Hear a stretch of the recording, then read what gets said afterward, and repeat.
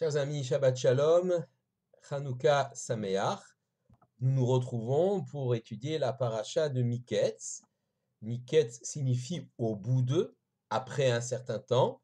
En effet, nous sommes au milieu de l'histoire de Yosef. Yosef, vendu par ses frères, est devenu esclave en Égypte, puis il est monté en grade chez son maître Poutifar, puis jeté à prison sous de fausses accusations.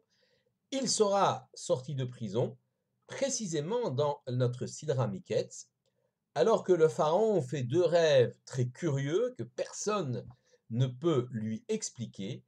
Et alors, le Saramashim, le grand échanson, se rappelle de Yosef, se rappelle que Yosef lui a expliqué son rêve à lui et au Saraophim, au grand panetier, et le rêve s'est réalisé. Pour le grand panetier, effectivement, il a été pendu et le grand échanson a été remis à sa place en tant que serviteur, ministre du pharaon. Mais alors que Yosef lui a demandé de se rappeler de lui, le grand échanson l'a oublié jusqu'au moment où effectivement Pharaon fait ce rêve étrange des 7 vaches grasses avalées par les 7 vaches maigres, des 7 épis de blé maigre, pardon, gras avalés par les 7 épis de blé maigre. Personne n'est capable d'expliquer ce rêve. Le Saramashkim, le grand échanson, va alors se souvenir de Yosef, qui va être ramené à la cour.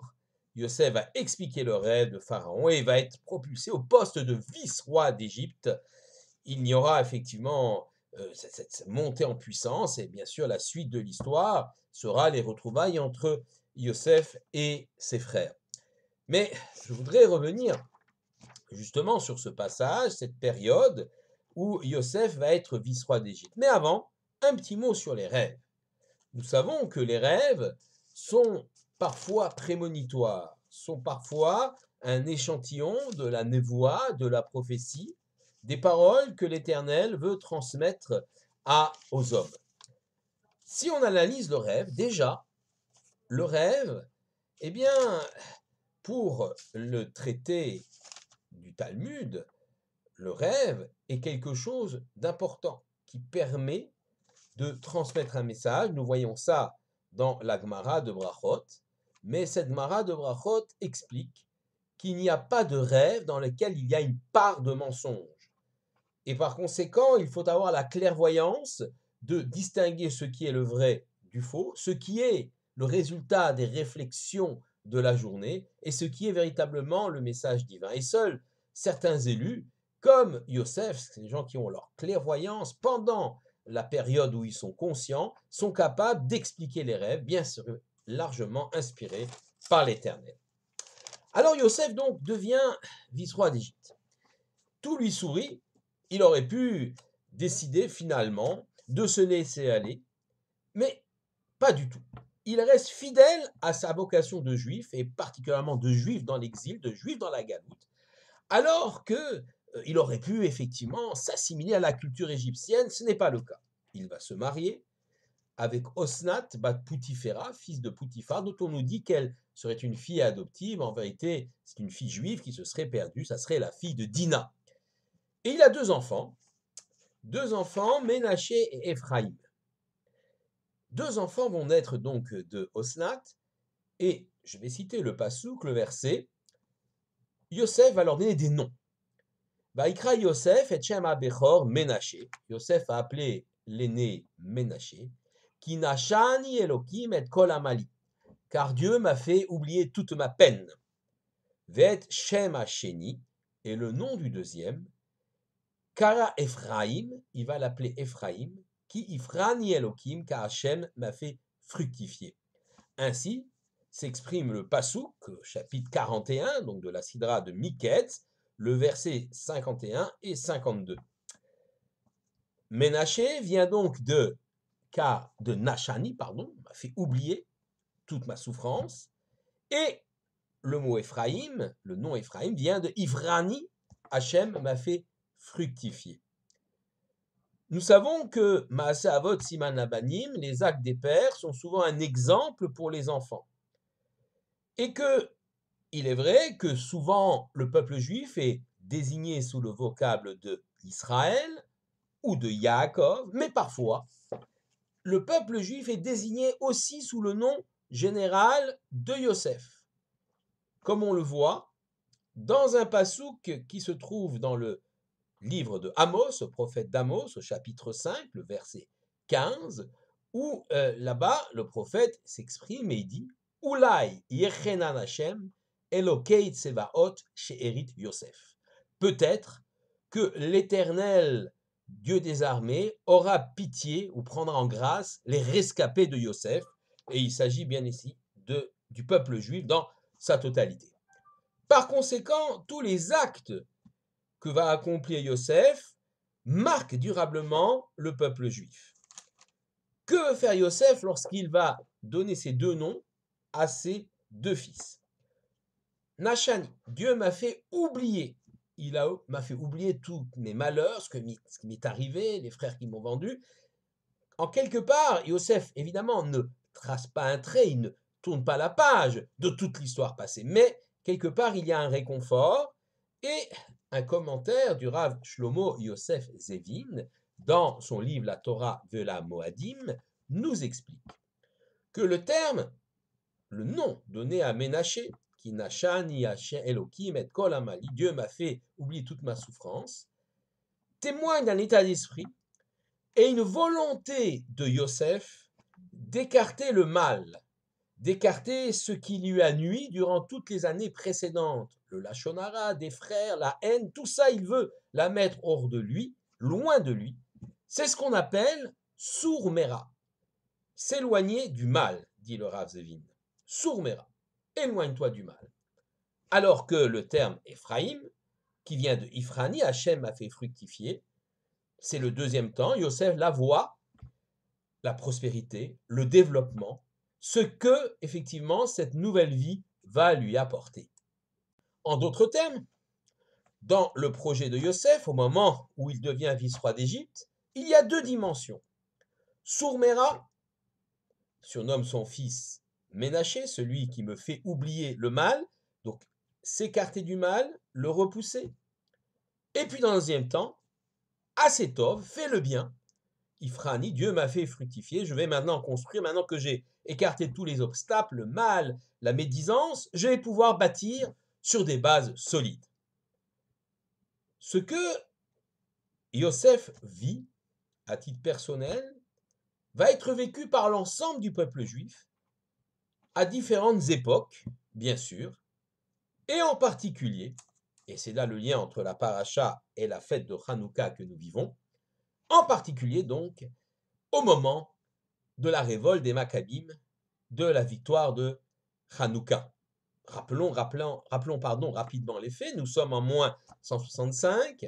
Les Grecs, partie des Grecs, on appelle les Syrio-Grecs, sous la direction du roi Antiochus numéro 4, imposent des décrets très durs interdisant l'étude de la Torah, la pratique du Shabbat, la Brit Mila, de Rosh Chodesh et bien d'autres choses. Et souillent, profanent le temple de Jérusalem. Il est aidé en cela par les Grecs, bien sûr, mais aussi des Juifs collabos, qu'on appelle des Mityavenim. Et face à eux, il y a une résistance passive, des martyrs qui préfèrent mourir plutôt que de ne pas accomplir les mitzvot. Et il y a aussi ceux qui vont se révolter, les Maccabim, sous la direction de Matityahu et de ses 5 fils, Yehuda, qui prendra la succession, surnommé Maccabi, celui qui porte le marteau, quand il frappe les ennemis, Éléazar, Shimon, Yonatan et Yochanan. Cette révolte, qui va être en soi un miracle, car un petit nombre de Juifs vont vaincre un grand nombre de Grecs, une armée grecque très organisée, très puissante, très nombreuse, avec des éléphants de guerre, des armures, etc. Alors que les Juifs sont très peu nombreux, ils mènent une action de guérilla, mais qui va les faire finalement aller de victoire en victoire, victoire de Beth Horon, victoire de Emmaüs, jusqu'à véritablement libérer Yerushalayim, libérer Jérusalem, entrer dans le temple, nettoyer et faire l'inauguration à nouveau du misbéar de l'autel des sacrifices. Inauguration signifie donc, se traduit par le mot Hanouka, et il décide d'allumer la menorah, le candélabre du temple de Jérusalem. Or, le candélabre a été détruit par les Grecs. Donc, il fabrique un candélabre de fortune et il décide de le rallumer. Il cherche de l'huile d'olive pure, c'est-à-dire qui n'a pas été souillée par les Grecs, qui est encore scellée avec le bouchon du grand prêtre. Il trouve une petite feuille d'huile et vous connaissez la suite de l'histoire. Il dépose de l'huile sur l'ensemble des cupules, des 7 cupules de cette menorah improvisée. Et cette huile qui devait brûler 24 heures va brûler 8 jours.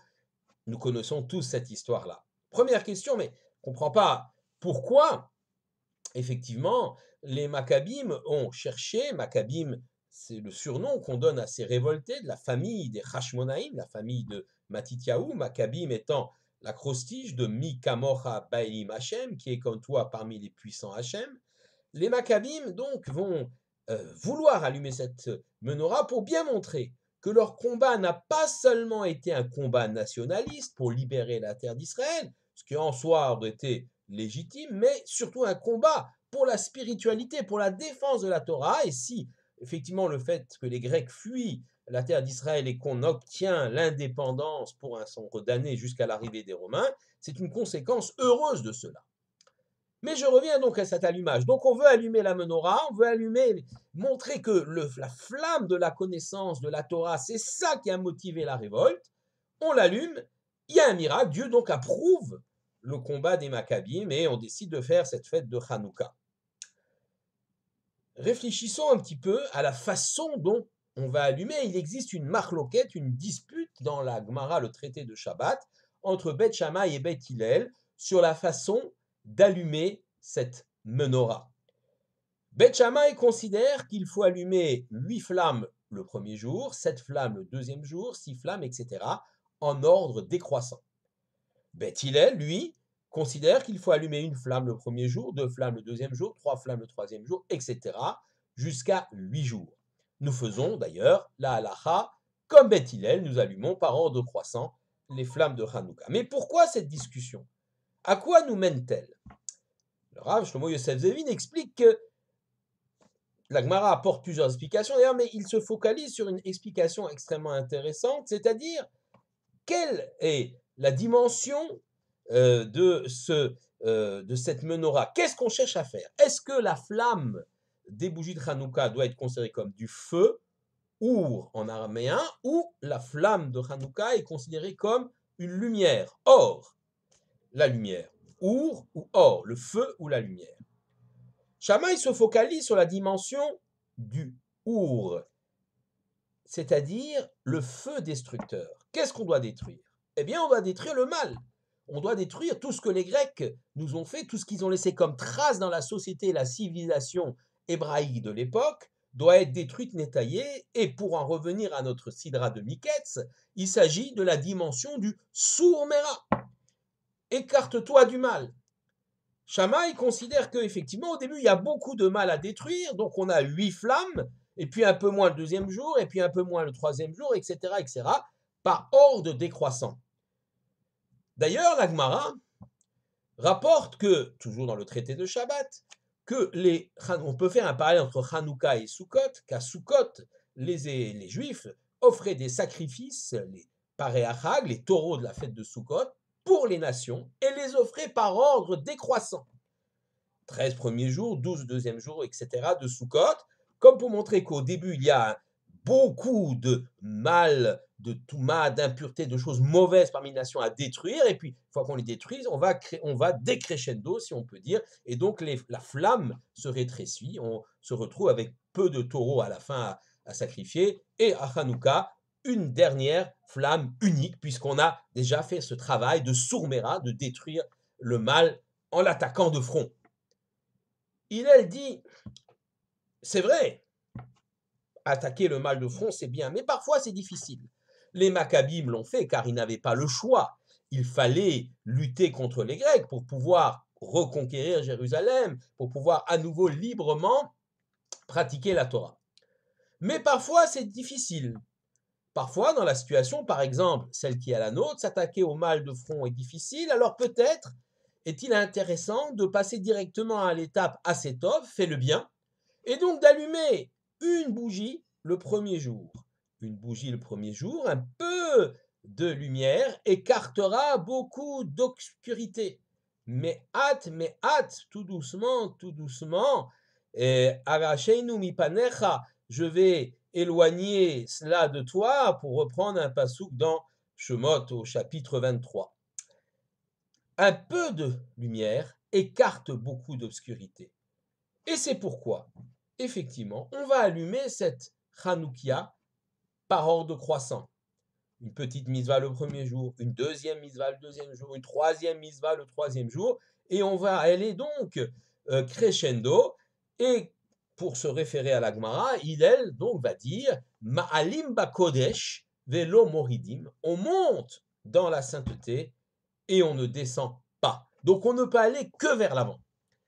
Le débat entre Hillel, détruire le mal de front, donc beaucoup de flammes au début, puis ça diminue, ou augmenter quelque peu la lumière au fur et à mesure, et le mal de lui-même s'éloignera, comme si vous allumiez une petite bougie dans une pièce totalement obscure, l'obscurité va s'en aller d'elle-même. Ce débat entre Hillel et Shammai, il est important, il faut bien tracher la halakha.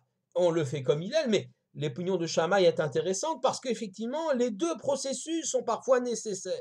Sourmera, détruire le mal, c'est ce que les Maccabim ont fait lorsqu'ils se sont battus et qu'ils ont reconquis Jérusalem. Ve'asetov, il ne faut pas s'arrêter à cela. Asetov fait le bien, c'est-à-dire que maintenant que tu as la liberté de vivre les choses, fais-les, diffuse-les. La notion de Pirsouménissa, de diffusion du miracle, tel que l'ont vécu les Maccabim, c'est-à-dire à la fois la victoire militaire qui tient du miracle voilé, c'est une victoire naturelle avec des combats, mais un petit nombre de Juifs ont détruit un grand nombre de Grecs. Et puis, bien sûr, le miracle de la lumière de Hanouka qui va durer 8 jours. La dimension de Pirsouménissa, de diffuser le miracle, elle est essentielle dans la fête de Hanouka. Il y a la mitzvah d'allumer les nérotes de Hanouka, les bougies de Hanouka, mais aussi la mitzvah de le diffuser. C'est pourquoi nous avons deux bénédictions à Hanouka. Les Hadlik Ner Shel Hanouka, donc béni sois-tu l'Éternel, notre Dieu, roi de l'univers, qui nous a sanctifiés par ses commandements, il nous a ordonné d'allumer les lumières de Hanouka. Mais la deuxième, chez Hassan Nissim, Dieu nous a fait des miracles. Donc, l'avoteinu à nos pères, dans ces jours-là, en ce temps-là. Donc, la diffusion du miracle, elle est importante. Oui, il faut se battre contre les forces ennemies, mais une fois que l'Éternel nous donne la victoire, il ne faut pas s'arrêter là, il faut diffuser le bien. Soumera, écarte-toi du mal, détruis le mal, Vasetov et fais le bien, va de l'avant, diffuse que cette petite flamme de Hanouka que nous allumons chaque jour puisse illuminer d'autres personnes, d'autres juifs, qui à leur tour allumeront les bougies de Hanouka, et avec un peu de lumière et une lumière croissante, nous chasserons beaucoup d'obscurité, beaucoup des malheurs qui se trouvent dans notre monde. Hanouka Sameach à tous et Shabbat Shalom.